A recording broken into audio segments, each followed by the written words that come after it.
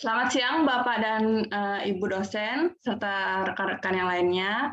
Pada siang hari ini, terima kasih sebelumnya sudah meluangkan waktunya. Hari ini saya akan membahas tentang RPS yang nanti saya akan berikan ke mahasiswa. Saya mohon Bapak dan Ibu dosen yang lainnya memberikan saran dan masukannya untuk RPS saya agar bisa lebih baik lagi. Kemarin saya sudah kirim di WA dan sekarang saya akan tampilkan lagi untuk membahas sedikit ya. Saya share screen dulu untuk RPA. Akan tampilkan lagi untuk membahas sedikit ya.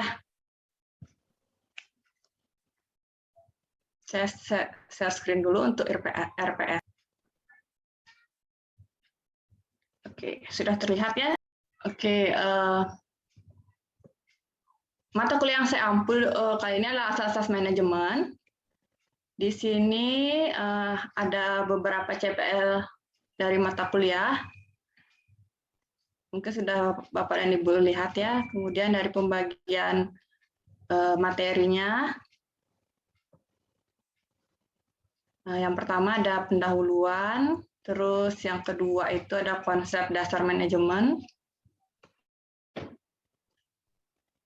Yang ketiga ada manajer, kemudian yang keempat keterampilan manajer, kemudian pendekatan manajemen, lingkungan manajemen, perencanaan atau planning, kemudian ada UTS, ada pengorganisasian, pengaturan sumber daya, pengkomunikasian, pemimpinan, pemotivasian, pengendalian, kinerja organisasi, dan terakhir UAS. Dari masing-masing materi ini di setiap minggunya, saya juga akan memberikan tugas baik itu individu dan kelompok.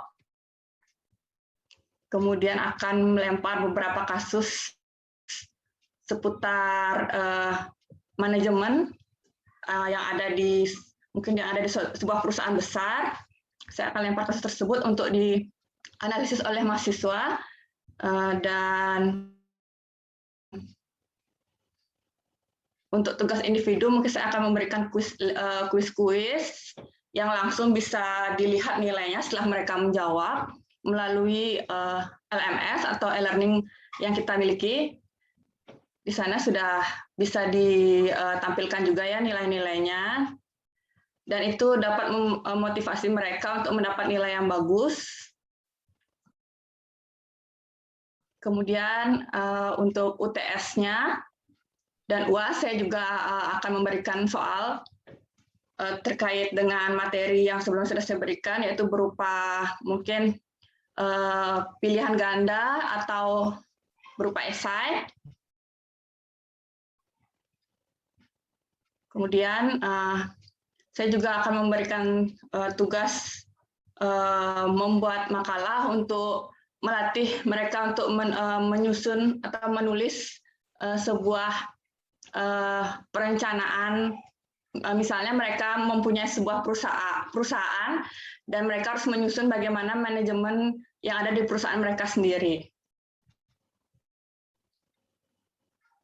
Kemudian untuk di penilaiannya, untuk kehadiran sebesar 10%, kemudian partisipasi di dalam kelas, dan menjawab kuis, tugas, dan attitude. Di sini yang saya maksud karena pembelajaran melalui daring, jadi saat saya menjelaskan atau saat mengisi materi, apakah mereka on cam, menghidupkan kameranya atau matikan kameranya, tanpa saya tidak mewajibkan mereka menghidupkan kamera, tapi saya punya penilaian sendiri terhadap attitude mereka, sebesar 20%, kemudian dari UTS 30% dan UAS 40%.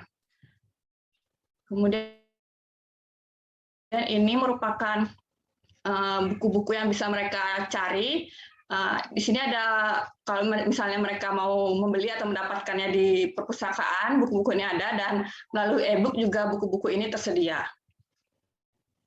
Baik, sekian saja RPS yang bisa saya sampaikan. Saya mohon masukannya dari Bapak dan Ibu untuk menyempurnakan RPS saya. Silakan. Mungkin Tiang dulu, Bu Gung. Halo. Ya, mungkin Tiang dulu. Saya tidak ke masukan, lebih ke pertanyaan. Nah, ini berkaitan dengan sistem pembelajaran kita kan daring. Sekarang daring. Sedangkan di penilaian itu ada indikatornya adalah attitude. Ya, istilahnya etika dari mahasiswa. Ya, kalau mungkin di perkuliahan offline kan kita bisa gampang menilai attitude mahasiswa, terutama apakah yang bersangkutan itu menyimak materi yang kita sampaikan atau tidak. Tapi ketika di kuliah online gitu, apakah hanya dari indikator dia on off-in kamera atau dari indikator lain? Kadang-kadang juga mahasiswa itu sekarang pintar. Kita mau tahu bahwa teknologi sekarang sudah dibuat sedemikian rupa, sama seperti sekarang sudah ada mungkin fotonya dipakai seolah-olah dia on cam gitu, pakai foto diedit gitu, kemudian sekolah dia on cam gitu. Nah, kira-kira di era daring ini apakah mengukur attitude tuh hanya dari segi on cam aja atau mungkin ibu punya siasat lain gitu? Karena kan yang saya lihat di sini proportion of score-nya cukup tinggi juga 20%. Apalagi di tengah sekarang kemajuan teknologi ini mahasiswa itu pintar-pintar aja. Pintar-pintar ngakalin dosen gitu misalnya.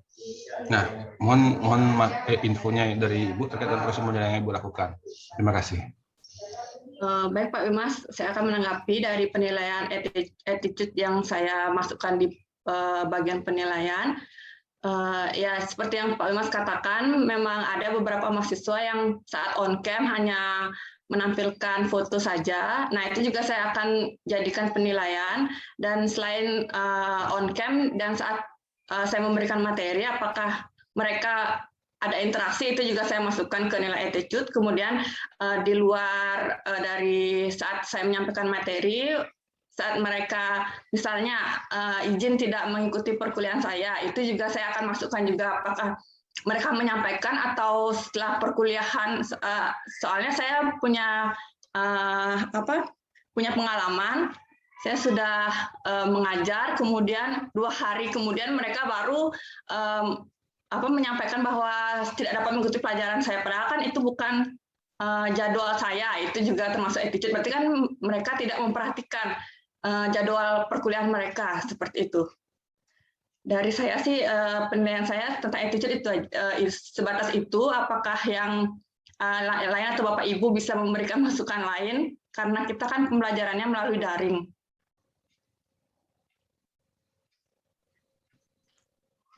Oke, Bung, yang boleh ini urun. Baik, silakan Pak Bayu. Yang saya lihat dari ini masukan mungkin buat Bung Yuli untuk perkuliahan ke depannya.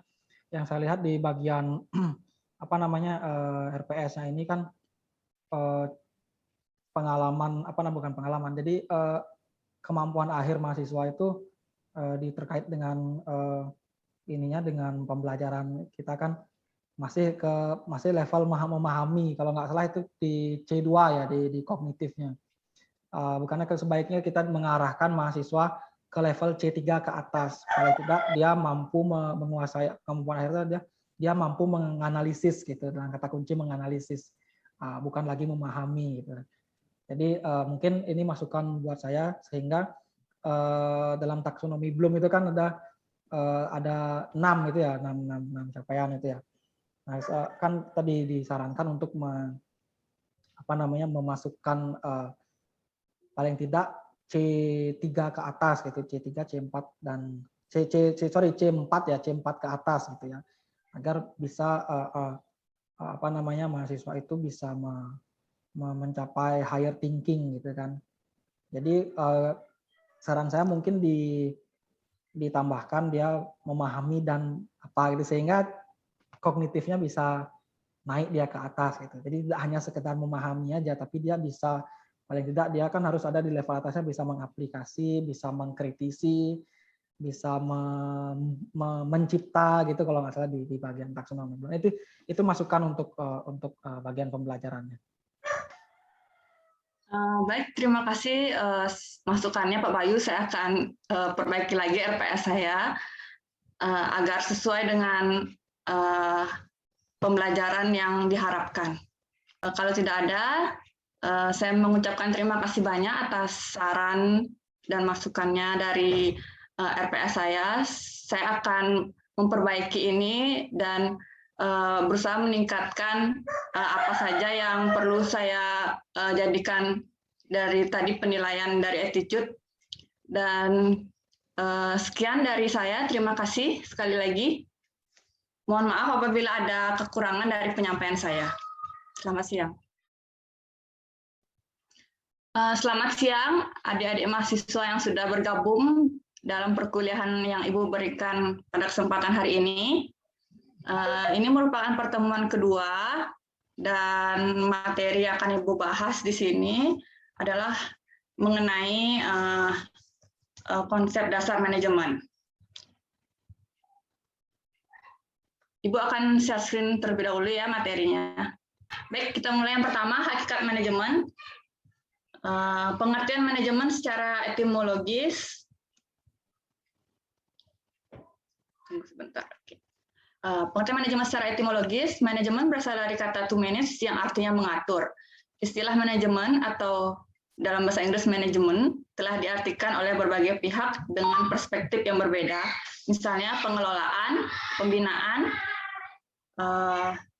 pengurusan, ketatalaksanaan, kepemimpinan, pemimpin, ketata pengurusan, administrasi, dan lain-lain.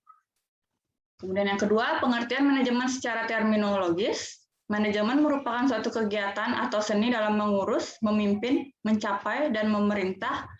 Kemudian ada membimbing, mengarahkan, dan mengendalikan. Kemudian yang ketiga, pengertian manajemen menurut para ahli. Di sini Ibu ambil hanya 3 saja. Yang pertama, menurut George R. Terry, manajemen adalah proses khusus yang terdiri atas perencanaan, pengorganisasian, pelaksanaan, dan pengawasan yang dilakukan untuk menentukan serta mencapai sasaran yang telah ditentukan melalui pemanfaatan sumber daya manusia dan lainnya. Yang kedua, menurut Harold dan Cyril, manajemen adalah usaha mencapai tujuan tertentu melalui kegiatan orang lain. Kemudian menurut Sondang Pesiagian, manajemen adalah kemampuan atau keterampilan untuk memperoleh suatu hasil dalam rangka pencapaian tujuan melalui kegiatan orang lain. Dengan demikian dapat dikatakan bahwa manajemen merupakan alat pelaksana utama administrasi. Lalu ada batasan manajemen. Manajemen sebagai ilmu dan seni. Manajemen sebagai ilmu dan seni itu mempunyai ciri-ciri sebagai berikut. Yang pertama, ada prinsip dan konsep manajemen dapat dipelajari, kemudian ada decision making yang dapat didekati dengan kaidah-kaidah ilmu. Kemudian ada objek dan sarana manajemen untuk mencapai tujuan, sebagian adalah elemen yang bersifat materi. Yang keempat, dalam penerapannya manajemen memerlukan pendekatan dari bidang ilmu yang lainnya. Manajemen sebagai seni diartikan bahwa manajer dalam mencapai tujuan banyak dipengaruhi oleh keterampilan pribadi, bakat, dan karakternya. Semua ini merupakan seni tersendiri. Manajemen sebagai seni mempunyai ciri-ciri sebagai berikut. Yang pertama, pencapaian tujuan sangat dipengaruhi dan didukung oleh sifat-sifat dan bakat para manajer. Kemudian yang kedua, proses pencapaian tujuan sering melibatkan unsur naluri, perasaan, dan intelektual. Kemudian yang ketiga, dalam pelaksanaan kegiatan, faktor yang dapat mempengaruhi keberhasilannya adalah kekuatan pribadi dan kreativitas. Nah, di sini manajemen sebagai seni, mungkin ada dari kalian yang sudah bekerja ya, dari setiap manajer itu mempunyai seni mereka dalam mengatur setiap bawahannya, dan itu merupakan salah satu pengertian dari manajemen sebagai sebuah seni. Ada yang manajer itu bersifat kekeluargaan, ada yang tukang suruh gitu ya, selalu dikit-dikit suruh anggota bawahannya gitu. Itu merupakan yang kita bisa sebut sebagai seni. Kemudian manajemen juga merupakan seni dan ilmu dalam perencanaan, pengorganisasian, pengarahan, pemotivasian, dan pengendalian terhadap orang, mekanisme kerja untuk mencapai tujuan. Nah, dari pengertian ini ada beberapa unsur sebagai berikut. Yang pertama, elemen sifat, yaitu manajemen merupakan keahlian, kemahiran, kecakapan dalam mengolah sumber daya untuk mencapai suatu tujuan organisasi. Kemudian ada elemen fungsi, manajemen sebagai fungsi merupakan perwujudan dari planning, organizing, actuating, controlling, yang biasa kita sebut dengan POSC atau POSC. Kemudian elemen sasaran orang atau manusia sebagai pemegang dan pelaksana dari tugas dan tanggung jawab organisasi atau badan tempat ia bekerja yang membutuhkan pengaturan, penataan, ketatapengurusan, dan kepemimpinan. Kemudian ada mekanisme kerja merupakan tata cara dan tahapan yang harus dilakukan untuk mencapai suatu tujuan organisasi. Yang terakhir, elemen tujuan, yaitu tujuan merupakan hasil akhir yang diinginkan atas suatu tahapan. Ada manajemen sebagai proses dan ada manajemen sebagai profesi. Yang pertama, manajemen sebagai proses, yaitu dalam mencapai tujuannya menggunakan serangkaian kegiatan-kegiatan yang tidak dapat dipisahkan. Yang pertama yaitu merencanakan, mengorganisasikan, melaksanakan, mengawasi, dan mengendalikan. Kemudian ada manajemen sebagai profesi, yaitu ditekankan pada kegiatan yang dilakukan sekelompok orang dengan menggunakan keahlian tertentu. Keahlian tersebut diperoleh karena telah memenuhi syarat atau standar tertentu yang diakui oleh masyarakat. Memperoleh suatu status kelompok orang yang bekerja dalam organisasi dengan menggunakan keahlian tertentu dapat dikelompokkan dalam organisasi profesional. Ciri-ciri suatu profesi adalah sebagai berikut. Yang pertama, para profesional membuat keputusan atas dasar prinsip-prinsip umum. Yang kedua, para profesional mendapatkan status mereka karena mencapai standar prestasi kerja tertentu, bukan karena favorit politik, agama, atau sosial. Kemudian yang ketiga, para profesionalisme harus ditentukan oleh suatu kode etik yang kuat dan disiplin bagi mereka yang menyandang profesi.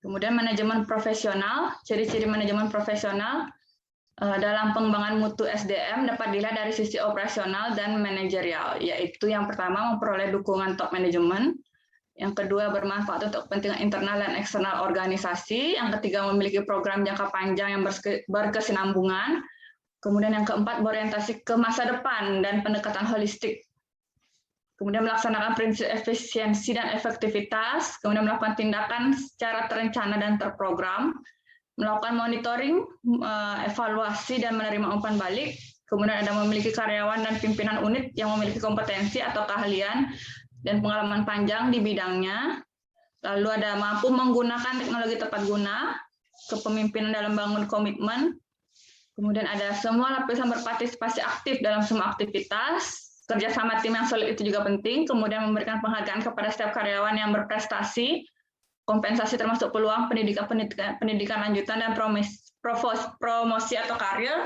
Di sini bisa juga disebut dengan jenjang karir ya, di setiap pekerjaan pasti ada jenjang karirnya, baik itu di perusahaan swasta atau perusahaan ataupun negeri, institusi negeri. Kemudian persuasi pada karyawan yang kurang berprestasi untuk menjadi yang terbaik melalui konsultasi, bimbingan, dan pendidikan. Kemudian ada pelatihan berkesinambungan. Lalu ada memiliki budaya korporat, transparansi terbuka, independensi tidak bergantung, responsif, cepat tanggap, dan yang terakhir akuntabilitas. Di sini juga kejujuran juga sangat penting ya dalam manajemen profesional. Lalu ada filsafat ilmu manajemen. Menurut Taylor, filsafat manajemen adalah kumpulan pengetahuan dan kepercayaan yang memberikan dasar atau basis yang luas untuk menentukan pemecahan terhadap masalah-masalah manajer. Nah, di sini menurut Henry Fayol ada beberapa asas-asas manajemen. Bisa dilihat ya, ada 14. Yang pertama ada asas pembagian kerja, asas kewenangan dan tanggung jawab, asas disiplin, asas kesatuan perintah, asas kesatuan jurusan dan arah, kemudian asas kepentingan umum, di atas kepentingan pribadi, kemudian ada asas pembagian kerja yang wajar, asas pemusatan wewenang, asas hierarki atau asas rantai-rantai berkala, kemudian asas keteraturan, asas keadilan, asas inisiatif, asas kesatuan, dan yang terakhir asas kestabilan masa jabatan. Nah, di sini ada sistem manajemen. Sebuah sistem merupakan alat organisasi untuk mencapai suatu tujuan yang ditetapkan. Pendekatan sistem untuk manajemen merupakan kunci untuk mengorganisasikan semua proses di sebuah organisasi besar. Dalam sistem yang besar terdapat subsistem dengan tujuan yang sejalan dengan tujuan organisasi secara menyeluruh. Nah, di sini ada beberapa sistem manajemen yang ada. Yang pertama yaitu manajemen Bapak, kemudian manajemen tertutup, ada manajemen terbuka, dan ada manajemen demokrasi. Sasaran manajemen yang pertama itu sasaran manajemen sangat penting, maka harus dibuat dengan jelas dan tegas karena jika kurang jelas akan mempersulit tugas-tugas dari manajer. Kemudian ada tujuan manajemen. Tujuan manajemen adalah sesuatu yang ingin direalisasikan oleh seseorang. Tujuan merupakan objek asas suatu tindakan. Tujuan organisasi dapat dikelompokkan menjadi 3 macam, yaitu tujuan organisasi secara makro, tujuan manajer pada seluruh hierarki organisasi, kemudian tujuan individu. Lalu ada juga tujuan manajemen yang sangat penting karena mencakup satu terwujudnya suasana kerja yang aktif, inovatif, kreatif, efektif, menyenangkan, dan bermakna bagi para karyawan ataupun anggota. Kemudian terciptanya karyawan dan anggota yang aktif mengembangkan potensi dirinya untuk memiliki kekuatan spiritual keagamaan, pengendalian diri, kepribadian, kecerdasan, akhlak mulia, serta keterampilan yang diperlukan dirinya masyarakat, bangsa, dan negara. Kemudian terpenuhinya salah satu dari 4 kompetensi bekerja para anggota serta tertunjangnya kompetensi manajerial para atasan dan anggota sebagai manajer. Kemudian tercapainya tujuan yang lebih efektif, efisien dalam organisasi. Dan yang kelima, terbengkalainya tenaga profesional dengan teori tentang proses dan tugas administrasi kepemimpinan. Dan yang terakhir, tratasinya masalah mutu pekerjaan karena 80% adalah mutu para pekerja yang disebabkan oleh manajemen. Dan ini adalah fungsi manajemen, dapat diartikan sebagai tugas karakteristik yang harus dilakukan oleh suatu perusahaan untuk mencapai tujuan, atau dapat dikatakan sebagai fungsi manajemen yang dilakukan dalam bidang manajemen. Di sini ada beberapa pandangan dari para ahli mengenai fungsi manajemen. Kalian bisa lihat sendiri ya, ini pembagiannya.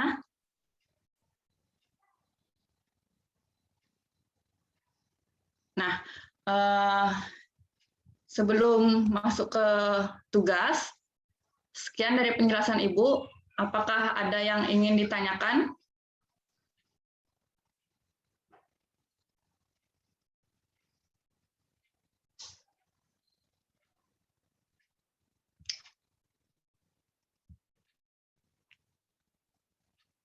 Silakan, ada yang ingin bertanya dari materi yang sudah Ibu paparkan tadi? Saya ingin bertanya, Bu. Ya, silakan. Dari fungsi manajemen ini, kebetulan yang ada di slide ini, kira-kira yang dipakai oleh standar perusahaan secara umum itu yang mana sih, Bu? Dari fungsi manajemen.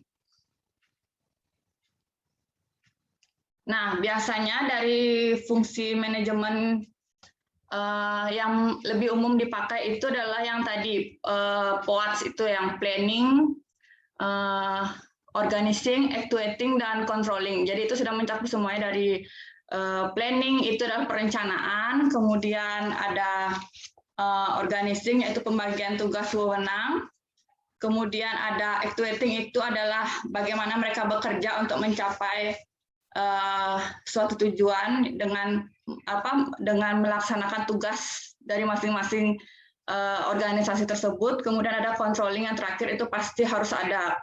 Jadi harus diawasi dan biasanya itu ada pemimpin itu melakukan semacam survei untuk mengetahui bagaimana cara kerja mereka, dan biasanya kan ada reward ya kalau misalnya karyawan tersebut sudah atau pegawai sudah menjalankan tugasnya dengan baik.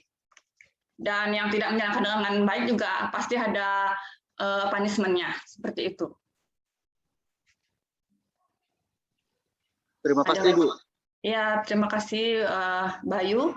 Kemudian ada lagi yang bertanya mengenai materi yang Ibu sampaikan tadi? Saya, Bu. Ya, silakan Bu Yoni. Baik, Bu. Bertanya terkait sistem-sistem manajemen. Tadi terkait materi yang Ibu jelaskan, ada beberapa poin yang saya belum paham. Mungkin bisa dijelaskan kembali terkait sistem-sistem manajemen, Bu. Terima kasih. Baik, ini adalah slide mengenai sistem manajemen yang tadi Ibu jelaskan. Nah, yang pertama itu adalah manajemen Bapak. Jadi, setiap usaha dan aktivitas organisasi itu ada pengikut atau bawahannya. Kemudian seperti kita dalam keluarga, jadi Bapak itulah memimpin, jadi kita mengikuti apa arahan dari kepala rumah tangga atau pemimpin sebagai Bapak itu. Kemudian ada manajemen tertutup, itu manajemen yang mempunyai batasan-batasan tertentu atau manajemennya itu cenderung menutup segala informasi yang ada di dalam perusahaan tersebut. Jadi hanya sekian orang yang mengetahui dari tujuan atau kepemimpinan dari manajer itu sendiri. Jadi manajernya itu cenderung tertutup seperti itu. Kemudian ada manajemen terbuka berbanding terbalik dengan manajemen tertutup. Manajemen terbuka di sini manajer itu terbuka dengan bawahannya atau pegawai-pegawainya. Di sini mereka tuh lebih merangkul dan lebih bisa mengajak bagaimana atau bisa menerima masukan-masukan dari bawahannya. Seperti itu. Kemudian manajemen demokrasi yaitu hampir sama dengan manajemen terbuka, khususnya dalam proses pengambilan keputusan dan biasanya bawahannya itu diajak berdiskusi untuk mengatasi masalah-masalah yang ada. Seperti itu. Baik, ada lagi yang ditanyakan dari materi yang Ibu sudah berikan sebelum Ibu memberikan tugas yang akan kalian kerjakan nanti.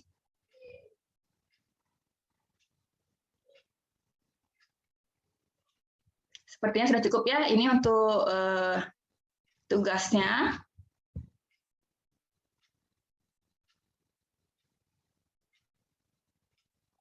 Nah, di sini ada contoh kasus dari fungsi manajemen yang ada di PT Telkom.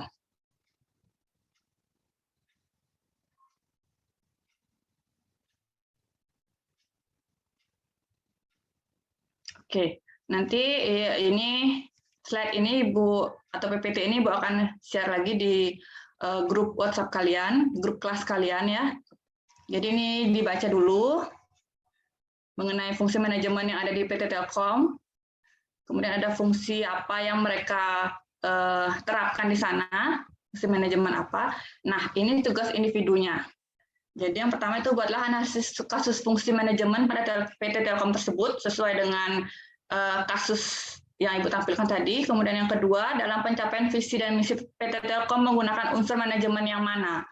Kemudian sertakan pula contohnya sesuai dengan kasus di atas. Nah, dari tugas yang Ibu berikan, ada yang kurang jelas?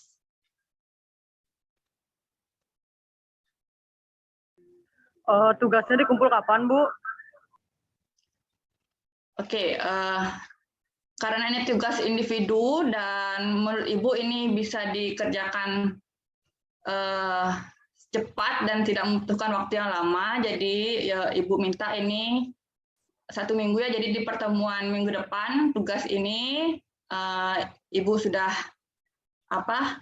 terima, nanti bisa dikirim di e-learning Warmadewa ya, nanti bisa di sana langsung dikirim aja dan dikerjakan di Microsoft Word atau nanti filenya dijadikan file PDF sesuai dengan maksimum dari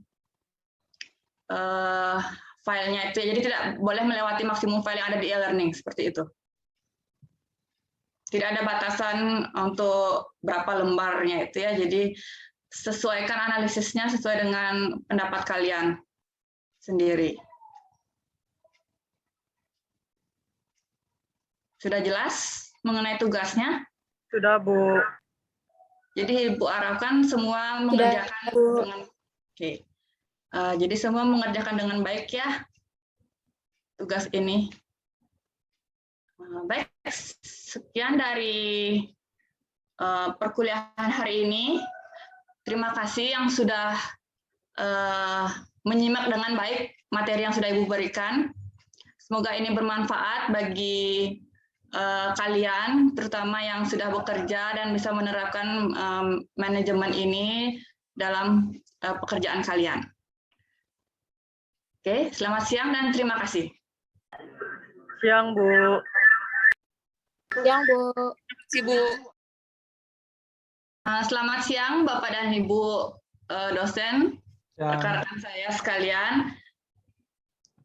Ya, saya sudah melaksanakan perkuliahan yang tadi bisa Bapak dan Ibu lihat sendiri. Saya mohon masukannya atas kegiatan perkuliahan yang tadi saya sudah berikan kepada mahasiswa, dan ini sangat bermanfaat sekali bagi sistem pembelajaran yang saya akan berikan selanjutnya.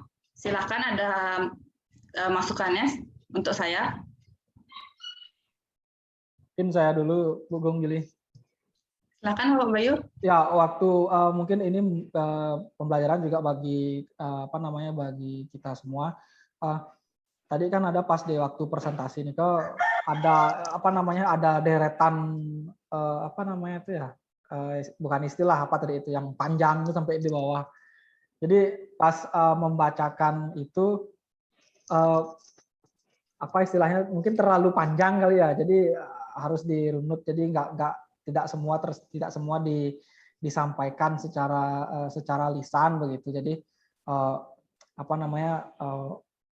terkait dengan respon mahasiswa juga sepertinya ada mereka kurang bisa menangkap penjabaran istilah yang terlalu panjang sampai bawah gitu. Mungkin bisa disiasati menyampaikan tahapan-tahapan dari 1 sampai berapa tadi terlihat itu. Kira-kira gitu aja, Bu Gung. Baik, terima kasih masukannya Pak Bayu. Saya akan lebih memperhatikan masalah pembagian-pembagian di sini kan karena tadi membahas tentang konsep dasar manajemen, jadi banyak istilah-istilah yang harus dimasukkan juga. Karena dari penyampaian juga mahasiswa kalau tidak melihat tuh apa sih yang disampaikan gitu. Jadi mungkin saya akan mencari cara lain untuk menyampaikan istilah-istilah tersebut.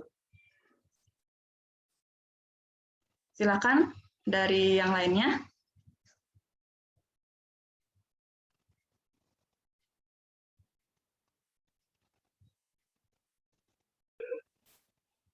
Baik, mohon izin Bu Gung Yuli untuk menyampaikan sedikit Silakan, Bu Gung. sedikit saran dan masukan. Nah, tadi Bu Gung Yuli memaparkan atau memberikan tugas ya di akhir. Itu ada tugas individu dan juga satu tugas itu berupa kasus nggih Bu Gung. Nggih. Jadi apakah tugas kasus dan tugas individu itu diberikan secara bersamaan ya Bu Gung? Karena tugas kasus itu kan memerlukan waktu pengerjaan dan juga pemahaman yang lebih dalam oleh mahasiswa. Bagaimana Bu Gung memberikan kebijakan dan dalam memberikan penugasan kasus tersebut? Terima kasih Bu Gung. Contoh kasus yang saya berikan itu ringan ya, itu hanya untuk memperdalam materi yang tadi saya sudah sampaikan mengenai konsep manajemen. Kasus itu saya di dalamnya saya selipkan fungsi manajemen apa yang PT Telkom terapkan di dalam perusahaannya. Jadi kasus tersebut hanya karena panjang kelihatannya, jadi mungkin itu yang membuat kasus ini terlihat berat, padahal kalau misalnya sudah dibaca dengan baik oleh mahasiswa itu ada kunci-kuncinya di sana. Jadi menurut saya tugas itu sudah sesuai dengan dan nyambung dengan materi yang saya berikan. Seperti itu. Silakan dari yang lainnya. Baik, kalau tidak ada, terima kasih banyak atas masukannya. Saya akan meningkatkan lagi cara mengajar saya dan cara penyampaian materi saya agar bisa diterima dengan baik oleh mahasiswa saya. Terima kasih dan selamat siang.